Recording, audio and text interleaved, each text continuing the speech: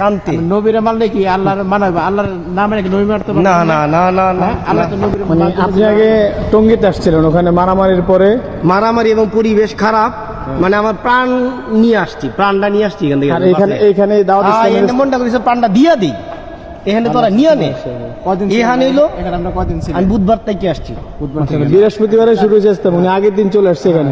কদিন হইলো? উনি আইসা দেখলো যে ওখানের পরিবেশে এখানে অনেক পড়তে ভাই এখানে দাঁড়ায় যে মিলাদ কিয়াম যে পরে ওই হুজুরা তো হালার পথে ফিডানি ধরার কয় মিলাদ কিয়াম করে, এই তো কিয়ামটা করলে বুঝা যায় জানটা বাইরে ওরে, মানে চোখের পানি আয়া পরে আটকে রাখতে পারি না, কি রে পানি আয়া পরে ভিতরে ঢুকলে মানুষের একটা ই থাকে, মানে চোখের পানি আপনি মিলাদ কিয়ামটা হলে মানে আমি আটকে রাখতে পারি না।